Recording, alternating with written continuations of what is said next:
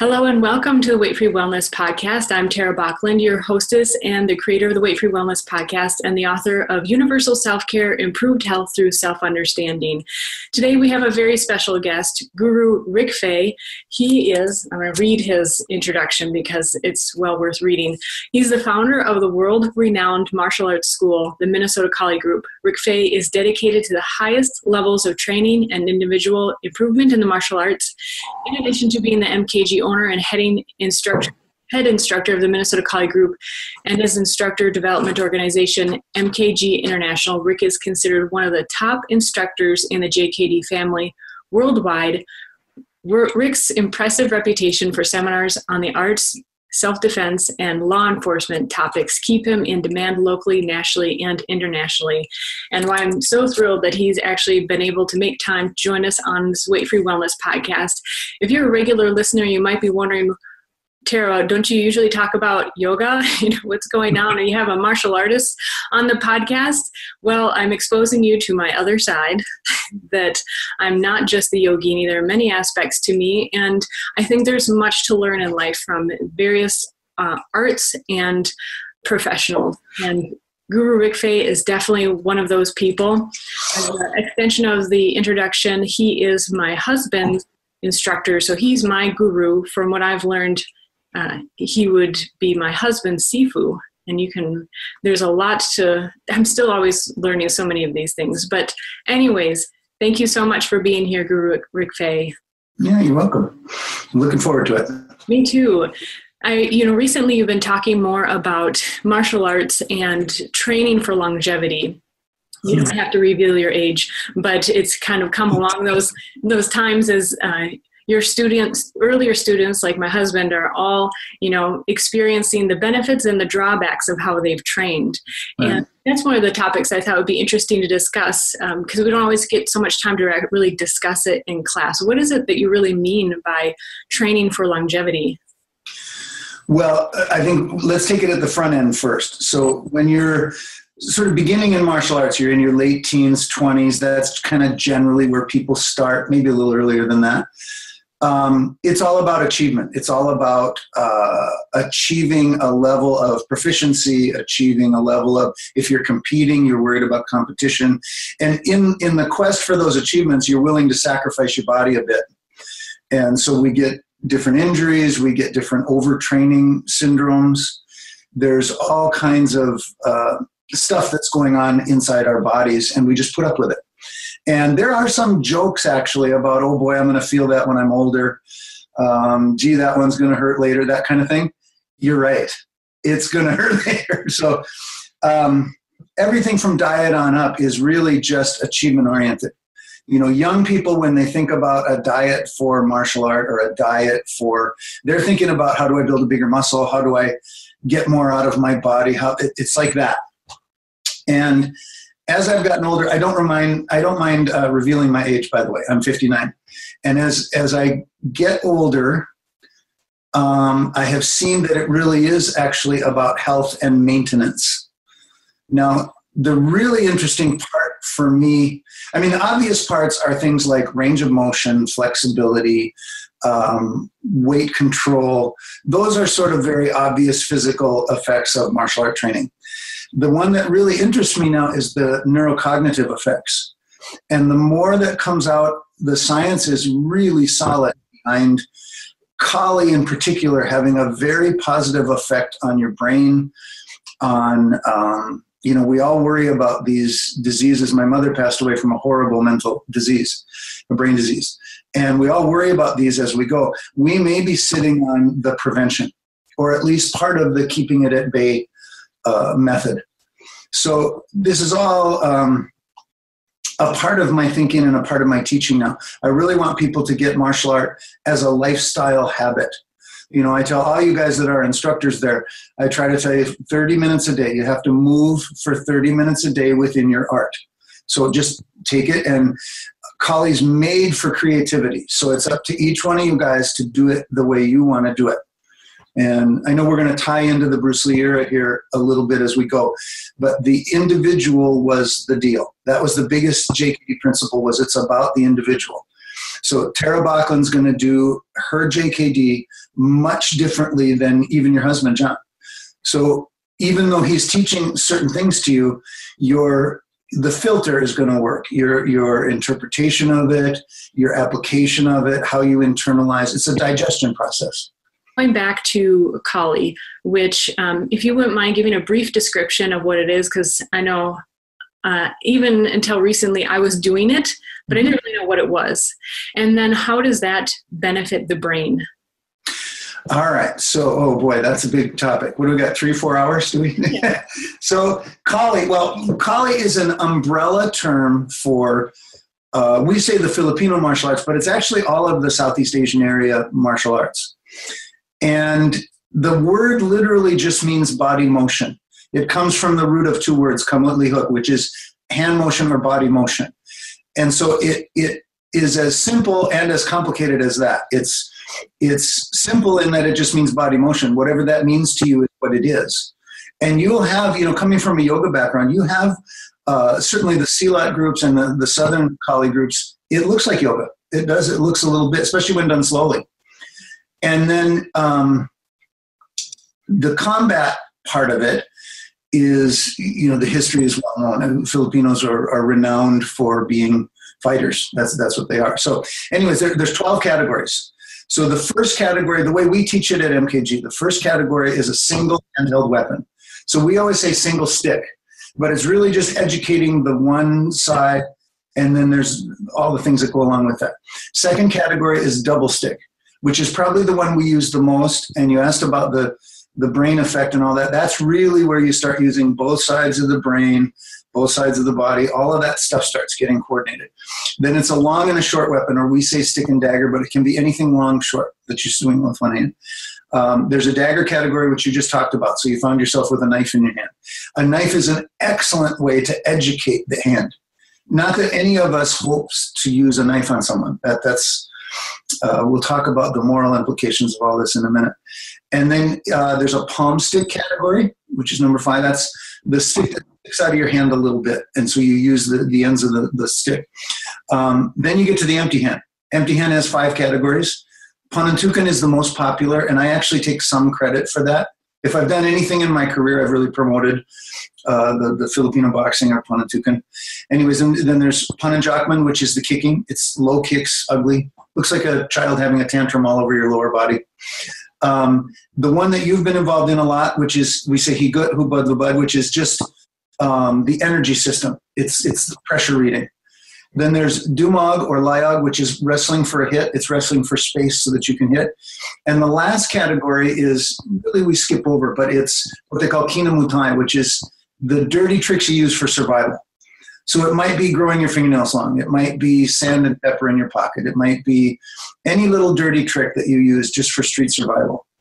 So then we go down from there. So you have a staff and spear category, which is a longer weapon, right? Obviously, it's bigger movement, a lot of leg work, that kind of thing. There's a flexible weapon category, which Bruce Lee made famous.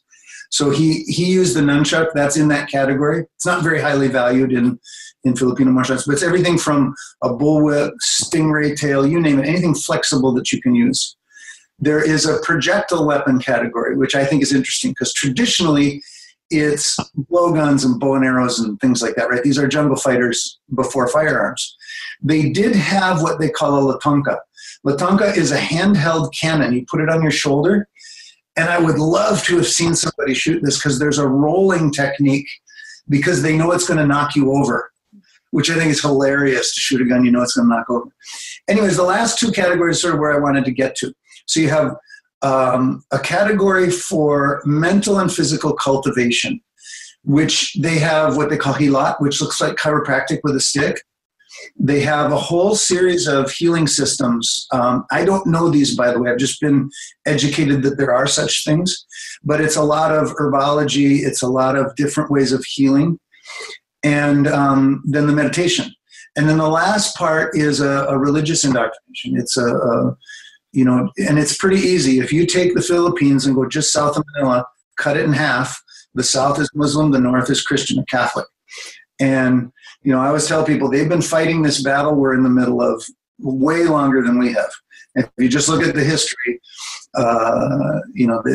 it's always been there. It's always been there.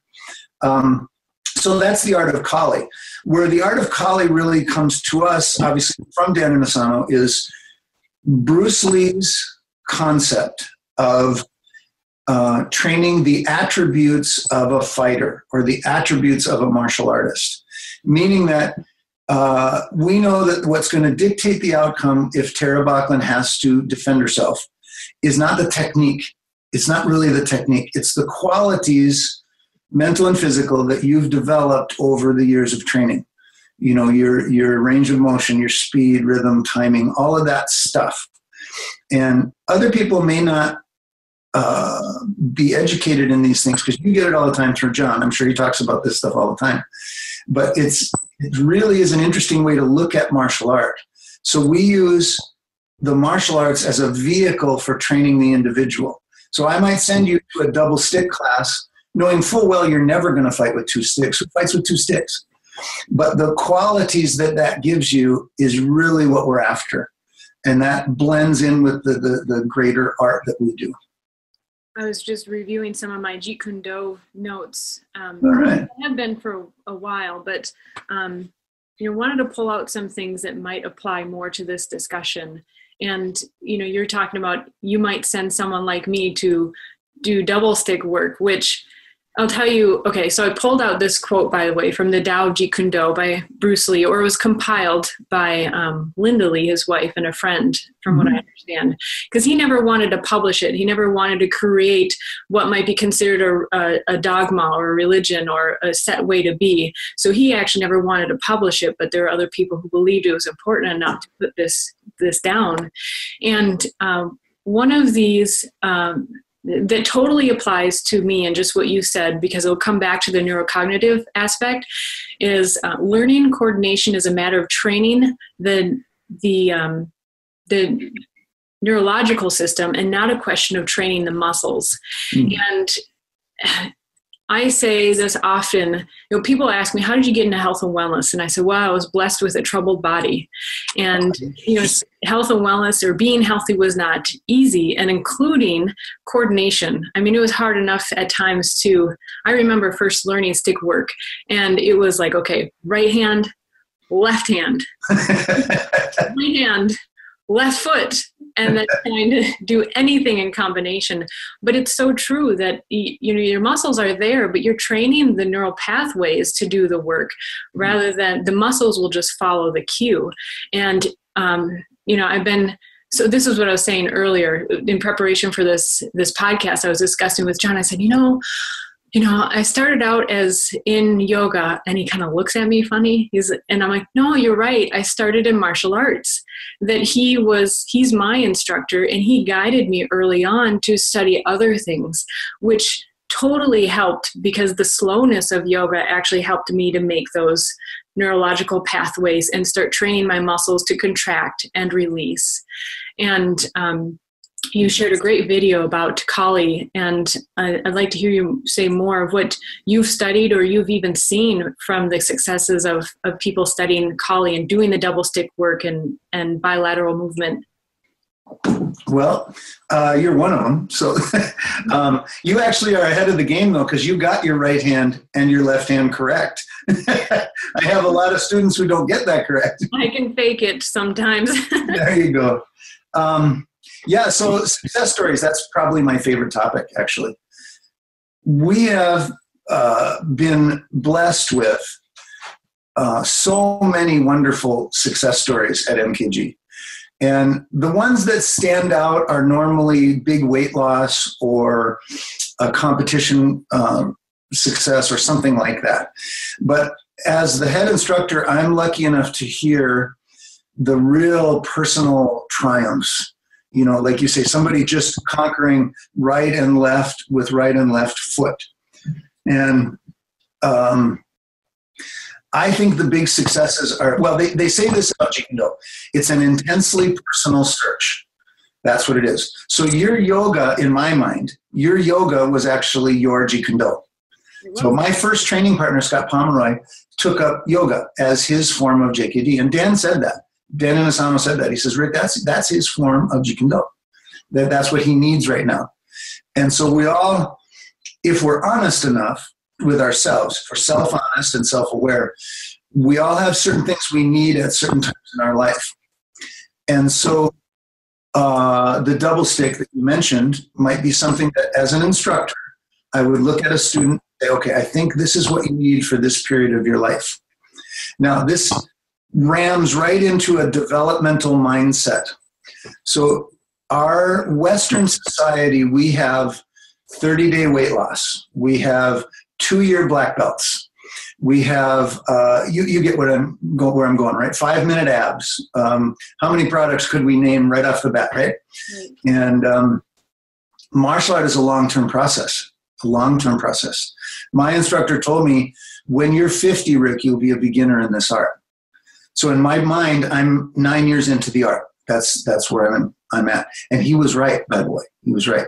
Because it takes a while. Now, selling that to the American public or to the Western public, they don't want that. They want to get a heart rate. They've all got a little thing on their wrist that tells them how many steps they took. So they got to get to a certain amount of steps rather than just walking. I'm sorry to interrupt, but I have to say I've realized personally lately that I think you almost have to have an attention deficit issue, or you have to be totally, your brain has to be occupied to stick with this long term. Like I get bored with other stuff, but I'll never get bored with martial arts. Right. Yeah. Well, there's so much to do too. The blessing here, especially as we get older or we go through injuries or we go through life. So one thing I'll admit to, I have an arrogant streak, and I didn't see it when I was in the middle of it, but looking back at my life, the sort of arc of things that have happened, I was arrogant enough to believe that I was always going to be in that kind of shape. I was going to be in shape all my life. I was arrogant enough to believe that life wasn't going to really touch me all that much. Kids, marriage, failing in a marriage, all of those things, I was just going to sail through and just be that 31, 32, 33-year-old Rick all the way through. Even 40. My 40s were great.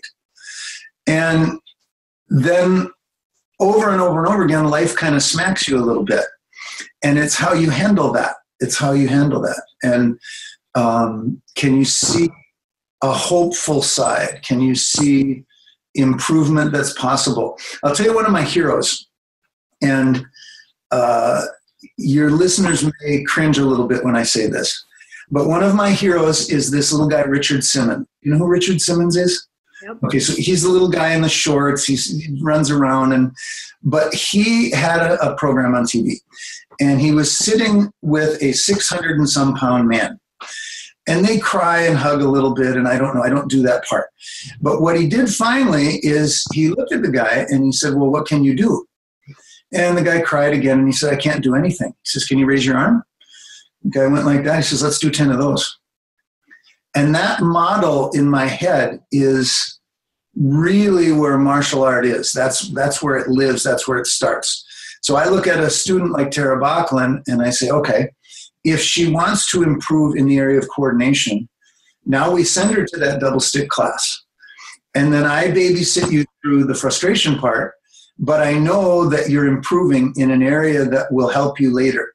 So you learn attributes to learn attributes so you can train something to learn attributes. I had to learn to not become frustrated. Mm-hmm. Yeah. A huge part of my training. I remember crying and get frustrated. And then, my husband's a terrific teacher. Very patient, but I had to not be his wife at that point and just push through that too. Sure. Yeah, no, I totally get that. Because he's also very enthusiastic. So, when you have a really enthusiastic instructor who wants to show you this, but really he should be working with you here. But honey, check this out. Yeah, but I need this. Well, wait a minute. You got to see what this does. Yeah, but I need this. Yeah, but this is really cool. Yeah, but I need this. And I've done that to so many students just out of enthusiasm. I love what I do. And I look back and I think I'm sure I've actually chased people out of the gym because I didn't understand that they actually need this right now. Put this on hold. Just say, okay, or show it to them. I do show every once in a while, show something to the class, and then right away say, wait a minute, you're not going to do that. We're going to do this part. Because it's, you're asking someone to do advanced calculus that's just learning to add and subtract. Yeah.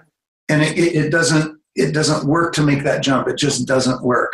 Or you teach them a few words in a language and then you spit out a sentence with just one of those words. You're like, why didn't you understand that? Right. Like Right.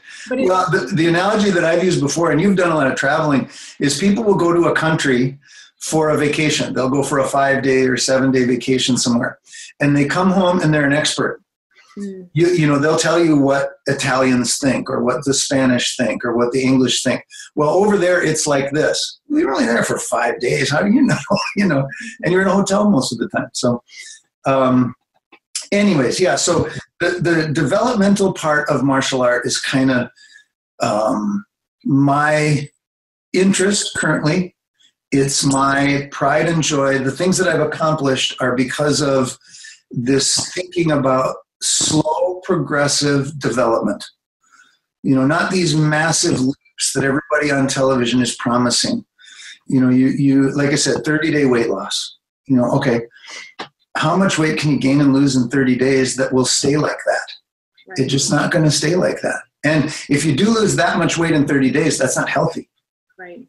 I mean, this is not good for you. So I use a hashtag, a motto, fun fitness. And when I was listening to one of your earlier podcasts the other day, you had mentioned someone who had come to the Kali group at first to lose weight, but then stuck around because of the art. Yeah. Yeah. I have a bunch of those.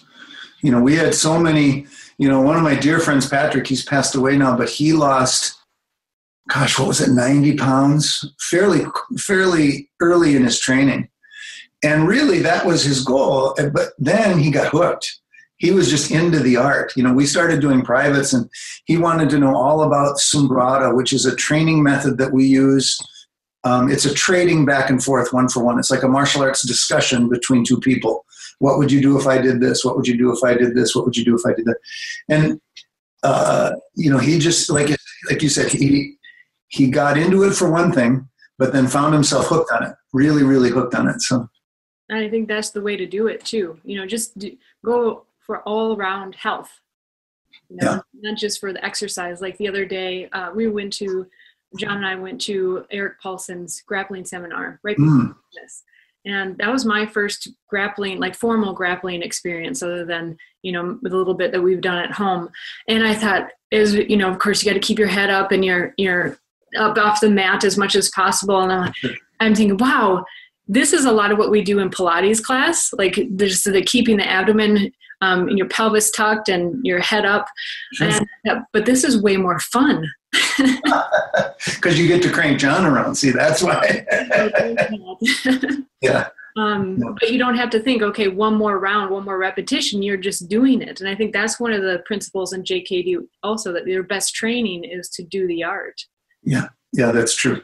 And also, the fun part there. So in Kali, we make a triangle out of everything. They make a triangle. And the Kali triangle is very important. So you have one side of the triangle will say the word skill. So you have your skill. The other side of the triangle would say fight. So what that means to us as martial artists is we all know martial artists who are very skilled, lots and lots of techniques and whatever, but they can't fight. And those of us who've been around a while, we've met people who can fight, but they don't have a lot of technique. The bottom part is called play. And that's what ties those two together. Play can give the skilled person a sense for the fight, and play can give the fighter a sense for the skills he has to learn. And the play really is what we take with us as we grow older. You know, especially play on your own. You know, I'm more and more tied to this idea of what we call carenza. Carenza is it's a mixture of shadow boxing, of training technical work that you need repetition on, of a little bit of conditioning, and vivid visualization. And that's really what it should be. And when I talked about that 30 minutes, it doesn't matter what category. If you have a stick in your hand, fine. If you have a knife in your hand, fine. If you have a cup of coffee in your hand, doesn't matter. But what you're going to do is practice your art mindfully and then put into that your physicality. So my body has a certain, what I call initial range of motion every day. So when I get up in the morning, I don't look like what you see at the gym. So that's not how I move in the morning. But an hour later, I'm getting up off the mat. I'm doing all of this stuff because you progressively, I think about it as talking to my joints. So I'm slowly talking to my body saying, okay, that's how far you want to move right now. Okay, we'll come back to it. And then the next thing and the next thing and the next thing. And this is done within the context of the art that I'm practicing, the moves, different thoughts about it, that sort of thing. So I really believe in this idea of play, either with a partner or without a partner, and then enjoy it. That's the second part. If you enjoy it, you'll do it. If you don't enjoy it, diet's the same way. How many people have you seen try to shove a diet down somebody's throat that they don't like? And you just know it's not going to last. It's not going to last because they don't like it. And it's so much easier, like when you're training, let's say you get to a colleague group and you're doing Thai boxing. It's really easy to stick to a good diet when you realize which foods actually help you to feel better, give you better endurance, and won't make you puke afterwards. Honestly, that's the way I learned. Right. I met John at his school, and we quickly got married just to not have the student-teacher debacle thing. Yes. But I went to him one day and I'm like, why do I feel so sick in class? And of course, Thai boxing isn't easy anyways. Right, He's like, well, what did you have to eat before you came here? Well, I said, well, I had iceberg lettuce salad with Italian dressing, with stuff you get from the store. And I said, I had a ham sandwich. He said, well, that's why. And I didn't get it. I didn't understand. I thought, well, I'm getting my vegetables, I'm getting my meat, and he's like, no, that's why, pork really sits in your stomach. And that was my first exposure to what you eat can really have an effect on how you feel. And after that, it was so easy to eat clean because I wanted to perform, and it just became this healthy cycle. Yeah. Interesting. We call Thai pads the brutal mirror. Mm-hmm. Thai pads is a brutal mirror. And that became a saying for us on Mondays. Because Monday, the Thai pad will show you just exactly what you did to your body over the weekend. Absolutely. And boy, there was a few of those. I have some dietary habits still that I know are not the most healthy for me. But, so much of our diet is taste bud driven and whatever else. And really, we're not educated. I'm lucky to be married to Marla because she does educate a lot on just nutrition and different things like that. We have things where we fall off, just like you and John do. You're always going to have treats and things like that, but the diet really does make a difference in your performance. Absolutely. What would you recommend, kind of going back on the training for life aspect? What is it that you'd recommend to those 20 and 30-year-olds that are still feeling invincible? Which would you say if they were asking? This is going to be funny. I think it's funny. So if you still have a subscription to Muscle and Fitness, throw it out. Because most of the fitness advice that we're being given is from bodybuilders. And their whole goal is to build a big muscle structure. And the number of young people that I've seen train themselves dysfunctional is there's a lot of that. So I would look towards what actually makes you healthy. And I've said this for years. In JKD or Kali, the art that we are involved in, the secrets are not in the techniques. Techniques are out there. You can go on the internet and get techniques. The secret is, what does your training week look like? Monday through Saturday, what do you do? Or whatever your off day is. And how you combine different types of physical training, how you combine, what does your diet do to you? When do you eat? All of that stuff makes a difference. And I'm a meat and vegetables guy. So when paleo came out, I just started laughing because that's how I would like to eat. I did give up sugar many years ago. And I don't remember why at the time. Are you familiar with a book called Sugar Blues? No, I'm not. It's a 1970s publication that you would be really interested in. And I recommend all your listeners go find, it's got to be on the internet or something. But they were way ahead of their time, warning the public about the effects of sugar. And so anyways, I gave up sugar, tried to eat meats and vegetables. My ancestors, my parents and grandparents, are big chocolate, meat and potatoes, big meals generally. My grandma's, one of her favorite sayings about me was, "That kid can eat." So, it was a lot of that. And bigger is better always, because I was going to try to play football. My father was a very good football player, and I wasn't. My brother was much better than I was. But being bigger was part of that equation. You want to get bigger. You want to eat and eat and eat. Anyway, so fast forward to today, all of those tendencies are not healthy. So, the more vegetables you can work into your diet, the better off you will be. That's just a fact. So however you have to do that. Some people can just do a plate of raw veggies and they're fine. Mm-hmm. Other people have to cook them and spice them and do whatever. But whatever you have to do, if you're pulling up to a drive-up window, that's not food. So whatever it is, and I know we all fall off the wagon once in a while, but that's not food. Don't kid yourself that that's food. And, if you're a drinker, if you're whatever, we all have to compensate for these habits that we have. And the healthier stuff you can get in, the better you're going to be. The better you're going to be. I think that recently I've given up beer, which is a huge part of my existence. From the time I won't say how old. And actually, in my defense, back then, 18 was legal age. I got in on the 18-year-old law. And so when I was in high school, I turned 18 in February. Boy, I was popular. I bought booze and you name it for everybody. It was great. Is that when the storytelling days began? Yeah, kind of. So there were some stories. But they thought differently back then. Even just, I'll tell you an interesting thing for back then. Drinking and driving. And I'm not here to defend drinking and driving. It's a horrible thing to do. But it was thought of differently back then. And I had a couple instances where police pulled us over. We had alcohol in the car, beers or whatever. And in the one instance, they actually handed our beers back to us to have a nice night. Wow. So, and there's more to the stories, but it was just thought of differently. And I look back at the dietary considerations. You mentioned having an iceberg lettuce salad. That was health food back then. Right. So, that was health food. Yep. And they were just coming out of the era where smoking was good for you.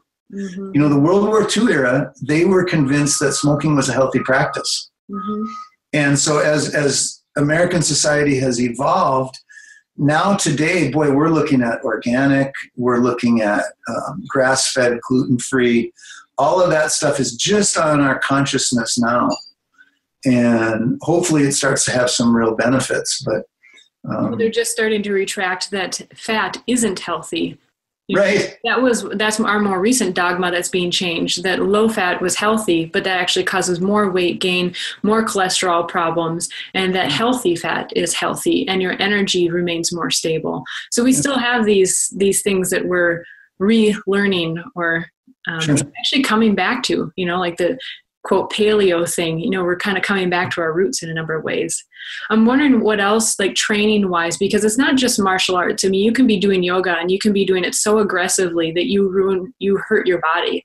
Are there things, concepts even that you see people training that you would like to put out there to say, save your body so you can be training for until you're 80 and 90? And yeah, well, so slow and mindful.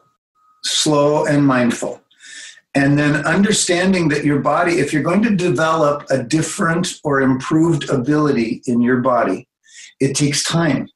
And I'll use bench press as an example because young guys all want to bench press, right? It's all about the bench press. We got to do that. Big macho thing, right? You'll notice anytime a pretty girl walks in the gym, all the guys head for the bench. So it's an impressive thing, right? We were trying to impress you guys. But your muscles will actually develop at a fairly rapid rate. The chest grows, the arms grow, the shoulders grow. The problem is the connective tissue. connective tissue takes a long time. And so this was one of the things that was said about Bruce Lee, is that he may not have had huge muscles, but his connective tissue was highly developed. That's why he felt so strong. When people touched him, they would look at it. How is that possible? But his connective tissue is something that he worked on. And I see this in the NFL. You'll see players who just don't get injured. They just don't get injured. I remember I talked to a player, and nobody will know who these guys are anymore, but there was a player named Roger Craig who was a great running back for the San Francisco 49ers. And he came to Minnesota for a year. And I had a chance to just talk to him for a minute. And he said his whole workout is injury prevention. It's all about joints, all about, that kind of thing. So I guess where I'm leading with this is to give up that mindset of, I'm going to be huge, I'm going to be a monster, I'm going to be all of that stuff, and listen to your body. Where is your body actually right now? And how can I improve the next day? If it's yoga, I may not be able to do that position today. But let's see what's the trajectory. So I'm here. What I've just looked at is here. There's a pathway to there. Now, my body may have a natural limiter. I may have something that, you're looking at a guru from India who's doing the most bizarre pose you've ever seen, and you think, okay, I want to do that. But you're a white girl from Minnesota. You know what I mean? You're not born into that just yet. Doesn't mean you can't do it, by the way. I believe in unlimited potential.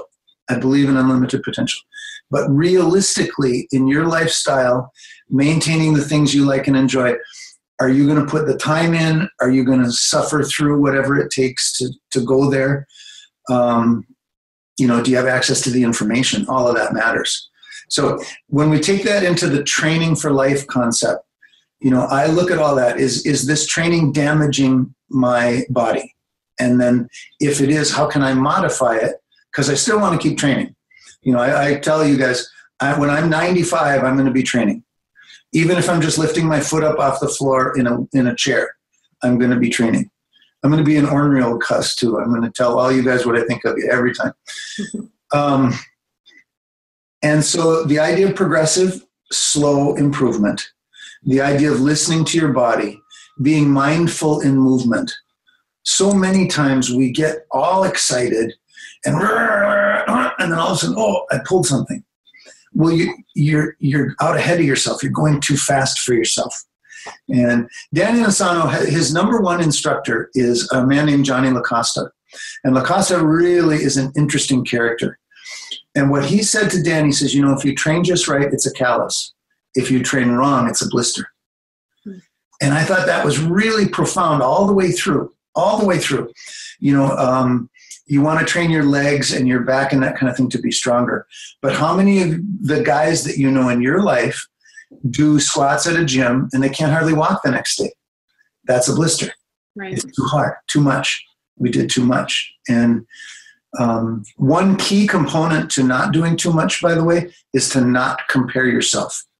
So that's actually in your manual. If you read the instructor manual, it says, don't compare yourself to other people because you can't be them. And it sets up a negative spiral. So either you're better than they are, or in your perception, you're better than they are at something. So that means you probably won't work as hard to improve.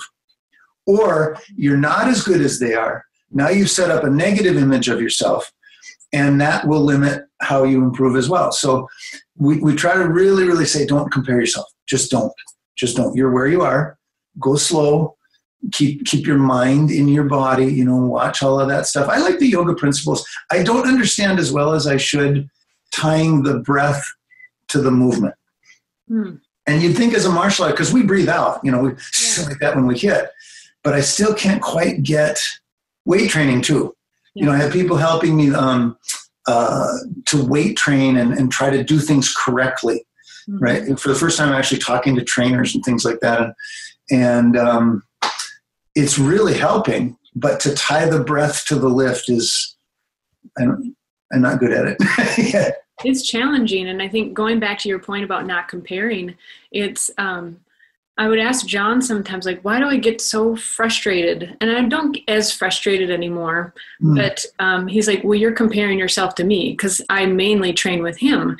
And it's just by nature. If I'm training with him, I'm naturally going, why can't I do this? He said, I've been doing this for almost 30 years, Right. And even though I've been on and off training for 16 years, I've had to go other places to train other attributes. That's what I was getting back to, is JKD attributes training.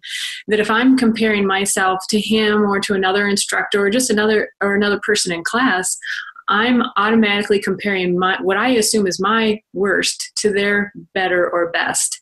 They just maybe more acclimated in that area. And I think that's what's brilliant too about JKD.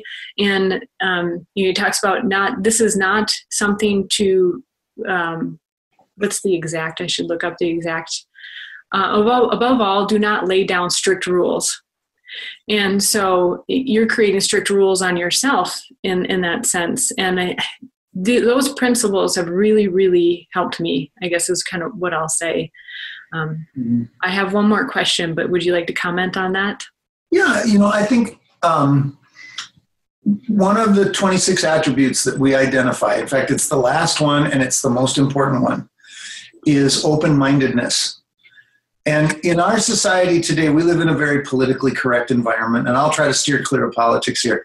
But open-mindedness means, in that context, accepting anyone's behavior at any time.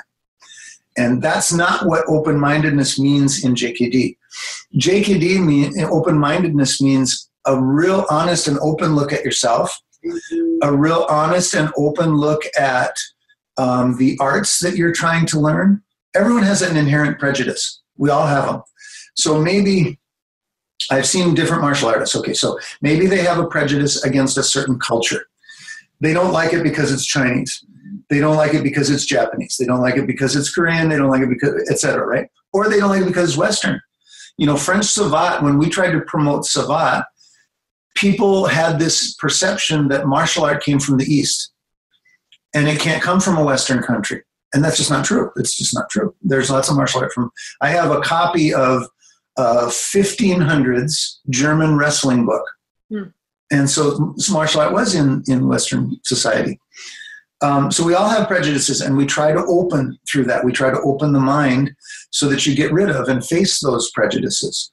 Some of us grew up, if you can take your mind back to high school, which is like 4 years ago for you, that's a long time. So we some of us really like to hang out with athletes, and we didn't think much of the people who were involved in other activities, whether it was drama, band, whatever it was, right? And then vice versa. Some people hung out in other groups and didn't like athletes. In my era, we call them jocks. And so there's a prejudice built in. The fun part for me is having a student come in who maybe didn't perceive themselves as an athlete. They just didn't, they weren't involved in that. And maybe they also had quite an opinion about athletes and what they were like and who they were. But then as they train in martial art, they find out that they are an athlete. So now you're confronted in your brain with your own perceptions about people like this. Mm-hmm. And I think it's interesting to watch people confront their own perceptions. Prejudice is the word I use, but it might be just perceptions. So I have a really good story about that. Yeah? You'll get a kick out of this, okay? So I took yoga teacher training, and a part of the end of the course is you had to do a project. And in yoga, there are limbs of yoga, and you had to choose a limb or a concept and do a presentation on that concept. And I chose non-judgment. And this is a super sticky subject, even in yoga, which you'll find yogis who nearly have a fight about non-judgment and what they will agree or disagree it's about. And so I wish I remember which fight it was. I used my presentation more, I used bless my yoga teacher. I have to say that right off the bat, because I came in, I had my laptop Mac, and I pulled up a fight between George St. Pierre and Matt Hughes. Okay. And it was one of the rematches, maybe the second rematch back in the day. And it was a relatively short fight, but it was one where, like, they both kept tagging each other. And then in the middle, they'd high five each other. And now again, bless the yoga group that I was a part of, because I'm watching them going, oh, or silently, giving the reactions. And my point by the demonstration, now I don't know if anyone else will have me in as a student, except for maybe martial arts. How very martial arts of me to present it in such a way. But my illustration, without saying anything, was to monitor your own judgments. That these two men chose to get in the ring, what we might judge as violence, which is another topic that I want to end with, or at least get to. Our judgment is that they were being violent and beating each other up, but they chose to go in there. No one was forcing them, and they were actually congratulating each other on the good job they were doing during the fight. And it was it was very interesting. And I've gone back and forth between kind of regretting that I did that, because I feel like I pushed it upon them.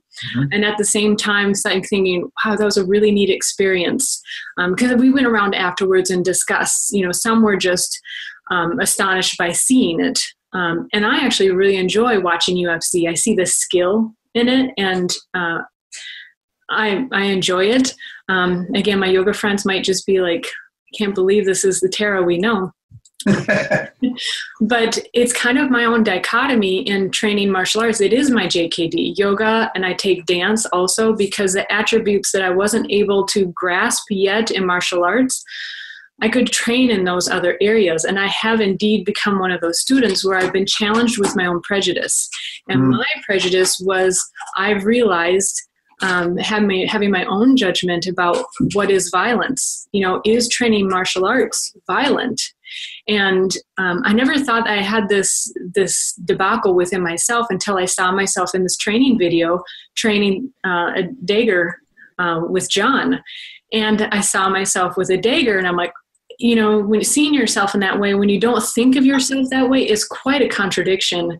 And what do you think of that? I'd like to hear your thoughts. I'm with you on all. Well, you may be surprised by some of this. So let me start with this. Years ago in England, this guy, Bay Logan, he put me on the cover of a magazine and said, knife fighter. And I right away got a hold of him, and I said, that's the last thing I want to be known as. I am not that. That is not me. So I'm not interested in violence. Not only am I not interested, I'm just, I want to stay away from it. I want to stay away from it. Now, that's an odd thing to say from a martial art teacher. So my opinion of the UFC is that it's too violent, by the way. And it's not too violent inside the cage. It's too violent outside the cage. And I challenge everybody, when you go to one of these events, ask yourself, if they threw two swords in the ring, how many people would leave? That's a good point. Interesting, isn't it? Yeah. And so, what do you mean by outside the ring, though? Just to clarify, I'm curious. The audience. Oh, the audience. The audience. It's tapping a part of their mindset that really is violent, and that really is. It's one of those things that we as martial artists are tasked with understanding and controlling. So we have a saying. A friend of mine, he used to come to the gym, and he has a real angry side. And you've met him. I'll leave his name out. So, but we used to have this saying about walk the dog. And I'd look at him. I could see the darkness in his face. He has a real dark side. And I love the guy, by the way. But there were days where he just needs to walk the dog. And that is, we have to tap and satisfy this little violent part of us. So having that as a consideration in martial art means that we can, I want to use the word play with, but it doesn't really describe it. We can delve into that part of us that exists in every human being. It exists in every human being. And I know some of, like you were talking about your yoga circles and that kind of thing, those people may right now be saying, that's not me, that's not me, that's not me. Every human being has that's how we survived. We fight back. We have an aggressive side. We had to feed ourselves, so you have to go get food. So in martial art, we can tap that peacefully without consequence of violence. So the consequences of violence, by the way, might be inside you. So people who live a violent lifestyle or a violent mindset have too much adrenaline in their bodies too often. They have all kinds of stress effects in their health and their mentality. They have relationship effects. I saw this at the Kali group. When we used to run a lot of bodyguard groups out of there, and we had kind of a real combat mindset. And it changed the Kali group. It changed the gym. There were guns everywhere. I have nothing against guns, by the way, but the way it was approached was not right. It was not right. And when we changed that and became more about developing the individual, caring about the students, making their lives better, then all of a sudden things got much, much better. And so this dichotomy that you talk about within yourself, where, you look at and you understand, I'm involved with the NFL, and the NFL is a violent, violent thing. But you will see the same thing you just talked about, where guys will make a tremendous play, stand up and congratulate the member of the other team because they just made a fantastic play. They understand the environment they're involved in, and they're playing without personal malice. There is malice, don't get me wrong. They're trying to hurt each other. I listen to all these commentators, and it's hilarious because they have no idea what the blank they're talking about, because they're trying to take the guy out on the other team. But it's not personal, mostly. It's not personal. Anyway, so the violence part of martial art is like it's the anvil on which we hone ourselves, if that makes sense. So your enemy is your own ego and your own violent nature. That's the enemy you're trying to tame with martial art. It's not the enemy out there who's going to jump out of a bush and try to rape a woman, or jump out of a bush and try to punch a guy, or whatever it is, or some terrorist somewhere. The enemy is actually us, you. And that's what you're trying to tame and develop. And then this maybe is a good time to add in, it's also a great stress reliever. So we live in a day and time where, on a weekly basis, we're looking at a terrorist event on television. Where do you go with that? Where do you take that? I have sympathy for people who don't have a faith base in their life and who don't have a martial art base, because I don't know where else you would go with it. Mm-hmm. I guess you take up drinking or whatever it is. You got to go somewhere with it. So. On a similar note, I'd say, many of us do experience violence, where I had emotional violence growing up and in my life. And coming to martial arts, I think, actually helped me to not be violent emotionally, even within myself, and not feel a victim, most of all, to distinguish between when to stand up, when to confront, when to go away, to take a breath, to keep distance. And so it wasn't just the physical aspect of violence or non-violence. It was recognizing violence, first of all, that people can be just as violent verbally as they are physically, and it can be as damaging or more. I've been involved with that. So, yes. Yeah. So that's been, I would say, that's how I take that lesson, or even studying, I hope, when I see UFC fights, that I'm seeing strategy, but we don't know how much is actually triggering maybe my violent side that's getting satiated by watching that. But it's interesting stuff to talk about and really to consider and not look past. Yeah. Well, and it's hard, again, to say to people coming into the Kali group or a new student, this is not about violence. Yeah. Now here, I want you to work on this elbow, or I want you to work on this knife tactic, or whatever. Well, that's why I wanted to talk about it, because it seems contradictory, but until you experience it, you can see how it's a beautiful marriage. Right. Yeah, it really. Now, having said that, by the way, we do live in a violent world. We really do. And the Kali group has always had one foot in realistic, what does Tara do in a parking lot if she's in trouble kind of thought. And I want to make sure, I care about all you guys. So I'm using guys generic. So, all of my students, I want them to have whatever it is that I could have given them if they need it. And then right behind that, we pray that we never need it. It's like owning a firearm. And I know this is not a firearms discussion, but I watched the discussion around being personally armed. And in our society, it seems to be mostly an emotional discussion, by the way. It's not really well thought out. Either side, right? One side has some sort of emotional reaction to guns or having a weapon. And the other side can't wait to have a gun or a weapon, right? Mm-hmm. So, and neither of those are well thought out. It is a part of the reality that we live in where that is a possibility, distant possibility. And I pray every day that these are just toys. These are things that made me feel better, helped me handle life as it is in the 2000s. And martial art is a part of that package. I enjoy feeling capable.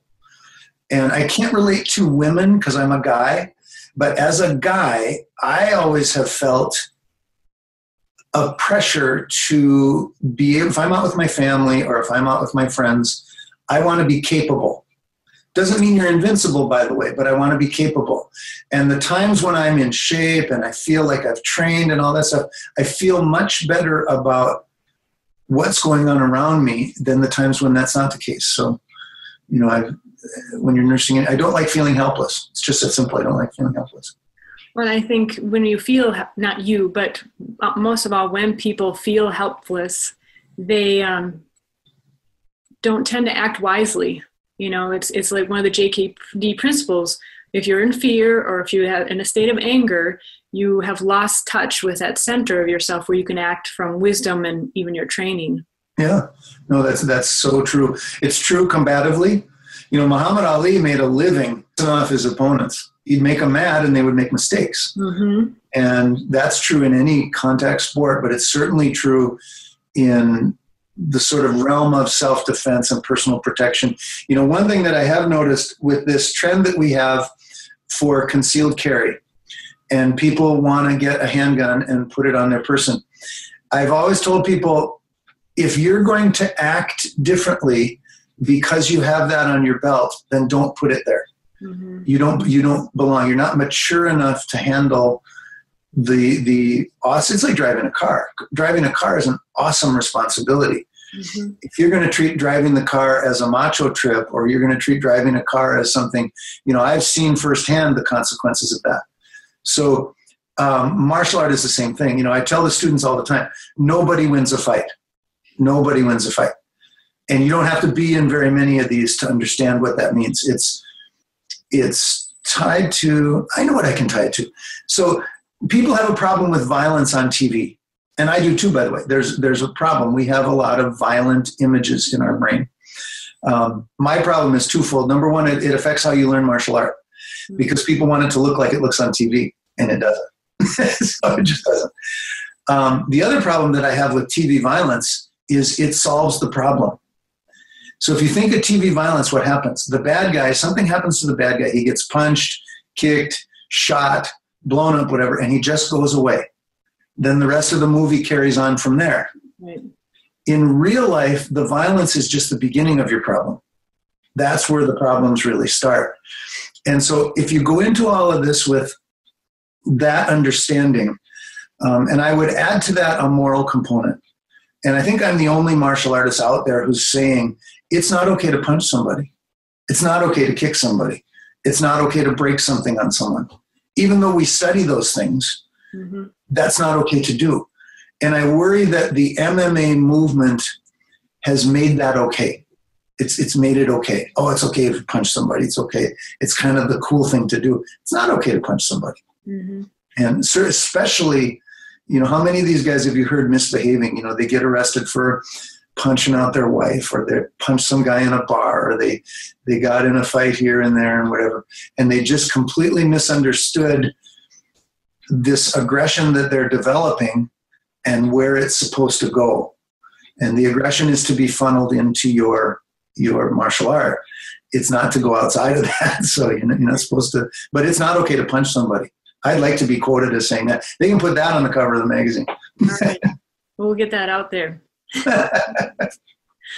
Well, very good points. And you often make the point about the difference between sport and training and practical application, real life, that you wouldn't train certain groups because you're not going to have what you're teaching, have them put their life on that.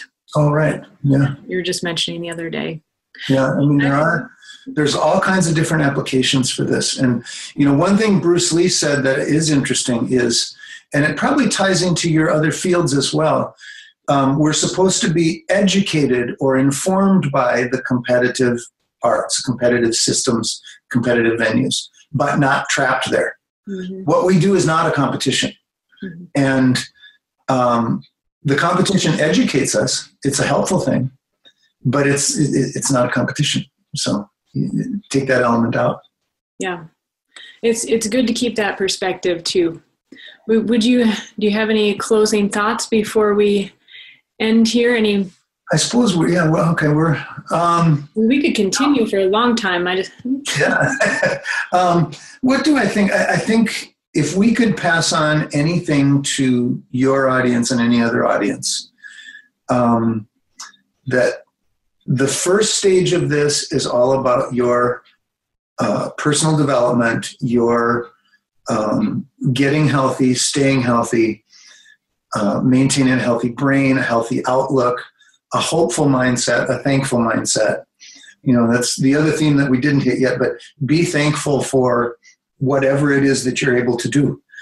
Mm. You talked about the comparison. That's another reason to not compare. Just be thankful for what you can do. Because the list of things that I can't do, especially now, is pretty depressing. But every morning I spend time being thankful for the things that I can do, the things in my life, people in my life. That's really, and they're proving this with brain science, by the way. A thankful mindset, your brain actually looks different.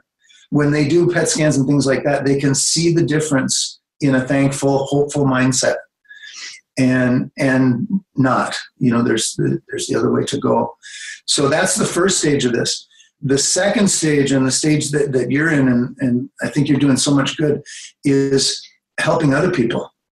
And that's, again, it comes back to help you as well when you do that. So my best days, I have days where I come home on cloud 9, and it's not the days you think. It's the days when somebody will come in, and I know we said we wouldn't swear, but somebody will come in and they say, I had to give up those blank blankety cigarettes because of those blank blankety tie pads.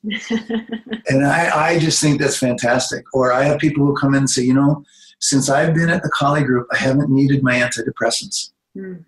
Or something like that. My husband said just the other day, wow, you look good. Mm. And what's interesting about that comment, by the way, is right after that, she said, I haven't really lost much weight. I think she lost 4 pounds or something. But she looked different. She moved different. Her outlook was different. And those days where I see people making real improvements, those are the best days. Mm-hmm. My old training partner and one of my best friends, Greg Nelson, conquered cancer because of the training. And there's no doubt it was his faith and his training. And he was supposed to be dead. He should have been dead. He's the toughest human being I've ever met. But it was the training. And he said it over and over and over again. And I think there's a lot of benefit here to the individual and then to society. I remember something, this is interesting. I spent a weekend with this guy, Anthony Robbins. Do you know who Anthony Robbins is? Okay, so he's a self-improvement guru, right? Big famous guy now. But back then he wasn't as famous as he is now. But he said, Rick, I want you to write down the grandest statement you can about what you do. And it was all, he really builds you up. It's like a really feel-good experience, right? And I didn't even hesitate. Because of Dan Inosanto, I wrote down, we're changing the world. Just that simple.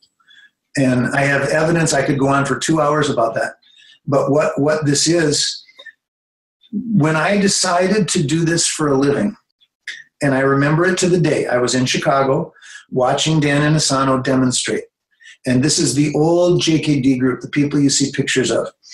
And in his day, he was as good as they come. People are flying out of the ring. There's an incredible amount of violent action going on as he demonstrates his art. He stopped in the middle of it and he gave a speech about love. And he said, the reason we do this is the love of family, the love of, that kind of thing. And he went on and on and on, and everybody's crying now and whatever else. But I looked at it and I thought, the reason that is so powerful is because he's acknowledged the violent side of humanity, but then stopped it on a dime and said, look, this is what guides this. This is why we do what we do. And I looked at it and went, I'm going to do that for a living. Just that simple. And people thought I was crazy back then. They still think I'm crazy. It's probably true. But it is a venue that touches certain people. And my former father-in-law, my first father-in-law, was a pastor. And I love the guy. He was a genius, religious genius. He really was. And I told him one day, I said, you open minds by preaching at them. I can open them with force. And that perceived, the image that we build as martial arts instructors, that we're, I don't know, whatever it is they perceive us as, is why we get in. It's why we get in their heads. It's why we can push these messages. It's why you have to be pretty careful, actually, with people. But yeah. Yeah, I see a great lineage in your teachers and teaching too, like Greg, or not Greg, Eric Paulson mentioned in his seminar when he first met you. He was like, he's a martial arts instructor and he's joking. Like that's impossible. You're not supposed to be able to do that. Mm-hmm. Yeah. But it does. It makes it go in there just that bit more. Well, I probably should put in here too that Eric is one of them, but I am so proud of the people that I've had come through and what they've gone on to do. I mean, your husband's one of them. I remember when he was kind of he was a kid, basically, really. He's always looked young, but when he was young, he really looked young. I'm sure you see old pictures. I thought, oh my God, here's a 14-year-old. No, and I know that it has helped John in certain times of his life because he's told me that. Mm-hmm. And, what he's gone on to accomplish, you look at Eric Paulson, Greg Nelson, all of these people, Diana, all these people have gone on to accomplish, really wonderful things. And that's where my personal pride comes from down there. Stuff that I've done is just, martial art has blessed me with the ability to see a lot of the world, meet unbelievable people. I wouldn't have met the people that I've met. I've had a chance in this life to train from somebody at the very top of my interest. So Dan Inosanto is the greatest martial artist for many generations. There's just no doubt about that. And when you pair that with the level of just human being that he is, how fortunate am I, some kid from Minnesota, to wind up under this guy and have the ranks that he's given me and whatever. I mean, it's just, I still am in awe. I still actually have a hard time talking to him. Even though we've become quite good friends, especially through different personal struggles and whatever. I remember the time when I realized I was going to be divorced and Dan Inosanto was coming to town. And I had to sit my mentor down and tell him that this was happening to me, because I was the guy. I was the guy that wasn't going to happen to. I was arrogant enough to believe that. And I struggled, and there might have been tears involved. We're both criers. He and I are both criers. But finally he looks at me and he goes, Rick, you could be in love with one woman and not in love with another. You could be kind of in love with one woman, and you could. And anyways, he gave me the Sinawali speech about my life. He gave me variables, and he was so understanding, sympathetic. Just all the way down the line. All the tension went out of the room. It was fantastic. It was just fantastic, and that individual that's in there. I'll tell you one last thing. Or one other thing, anyways, one last thing. I watched, Dan is not a very assertive person.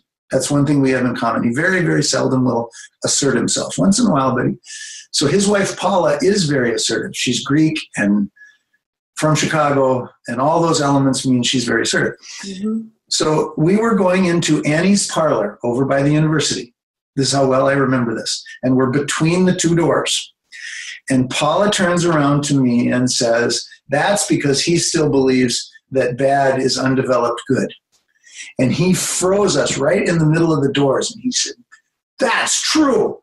Bad is undeveloped good. Everybody has good in them. And I'm like, wow. First of all, I've never seen him really assert himself. And the ground he stood on there was really inspirational. I thought, wow, that's fantastic stuff to hear. When they interviewed him at the Collie Group and they said, what is it that you look for in your instructors? And without missing a beat, he said, well, they have to care about the students.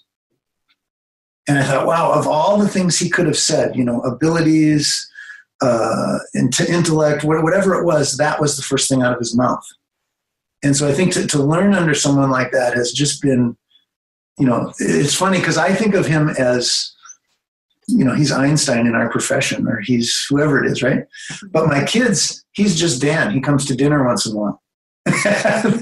they don't really know. I mean, I think they kind of know who they're exposed to, but it's no big deal to me. But anyways. Yeah, just like anyone, like I try to, while we can have fun conversation, I try to have the most respect for you too, which I do.